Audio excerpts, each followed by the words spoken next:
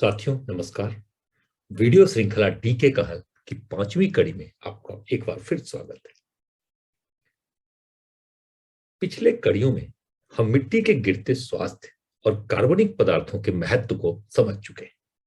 आइए हम अब आगे इसके प्रबंधन के बारे में चर्चा करते हैं।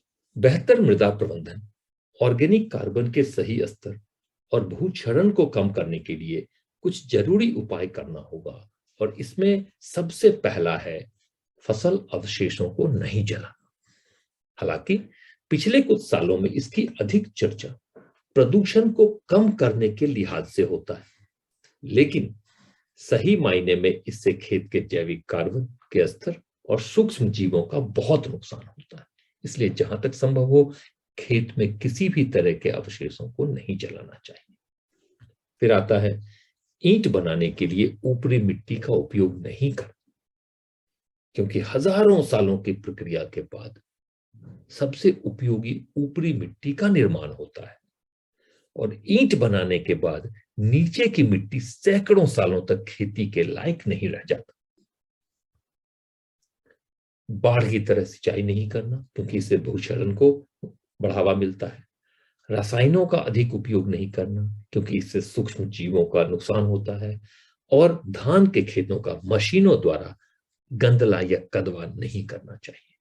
ये कुछ ऐसे उपाय हैं जो मृदा प्रबंधन के लिए बहुत ही जरूरी है, जिसको नहीं करना चाहिए। एक बात हम सब जानते हैं कि बैंक में जमा रकम के अनुपात में ही बैंक से नकदी की निकासी संभव है। ठीक उसी तरह मिट्टी से निकाले हर सामग्री को की वापसी करनी होगी, ताकि जरूरत पड़ने पर फिर उससे लिया जा सके। अपना धर्म समझकर या कर्तव्य समझकर ही सही, इन उपायों का पालन हम सबको हर खेत के लिए किसी के डर या भय से नहीं, बल्कि स्वेच्छा से करना ही होगा। हम ये भी जानते हैं कि अलग अलग प्रबंधन के कारण हर खेत एक स्वतंत्र इकाई है, और खेत की मिट्टी जैव विविधताओं से भरा हुआ है। मृदा की जैव विविधता धरती की 77% कार्बन गतिविधियों को नियंत्रित करती है, और इसलिए मिट्टी के स्वास्थ्य के आधार पर मिट्टी की गुणवत्ता और खेतों की उर्वरता निर्धारित होती है। सफल फसल उत्पादन के लिए फसल अवशेषों का सफल पुनर्चक्रण कार्बनिक पदार्थ यानी ऑर्गेनिक कार्बन के सफल प्रबंधन की दिशा में पहला कदम है।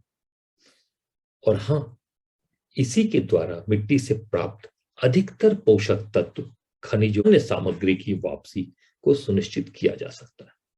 लेकिन इसके लिए अवशेषों का तेजी से सड़न या अपघटन की जरूरत होती है, ताकि पोषक तत्व के चक्र को बनाए रखा जा सके।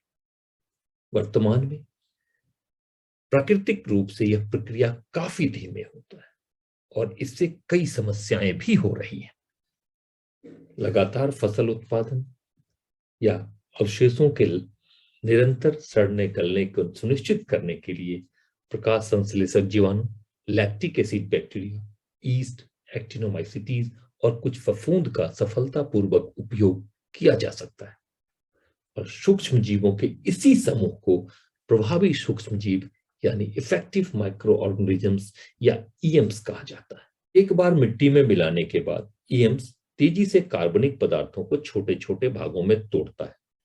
मिट्टी में मौजूद लाभकारी सूक्ष्म जीवों की गतिविधियों को बढ़ाकर मिट्टी की उर्वरता में सुधार और कार्बन के स्तर को बढ़ाता है। मिट्टी में कार्बन के स्तर के बढ़ने से फसलों का बेहतर विकास, अधिक फल फूल और फसलों के पकने में मदद करता है। और थोड़े समय बाद खाद और दवाई के उपयोग को भी कम किया जा सकता है। ईएम चूंकि किण्वन विधि द्वारा या फर्मेंटेशन द्वारा तैयार होता है, इसलिए विघटन के दौरान किसी भी तरह का कोई गंध या परेशानी नहीं होती, जिससे तेजी से कंपोस्ट या खाद बनाने में भी ईएम का उपयोग किया जा सकता है। अब प्रश्न ये उठता है कि इसका उपयोग कैसे किया जाए। फसल की कटाई के तुरंत बाद ईएम का उपयोग खेत की मिट्टी या खाद बनाने के लिए सीधे कंपोस्ट बेड में किया जाना चाहिए। फिर उन्हें अच्छी तरीके से मिलाया जाना चाहिए। ईएम के उपयोग की मात्रा उत्पाद में मौजूद घटक या घटकों के प्रतिशत पर निर्भर करता है। यह महत्वपूर्ण है कि ईएम की खुराक समय के साथ कम हो जाता है क्योंकि जीवाणु का स्वतः प्रसार होता है। साथ ही यह भी आवश्यक है और चेतावनी यह है कि ओवरडोजिंग से बचा जाए क्योंकि इससे नुकसान भी हो सकता है। धन्यवाद। वीडियो को लाइक करें, चैनल को सब्सक्राइब करें और अपने दोस्तों से साझा करें। साथ ही अपने सुझाव भी दें ताकि आने वाले समय में हम नए विषयों को शामिल कर सकें।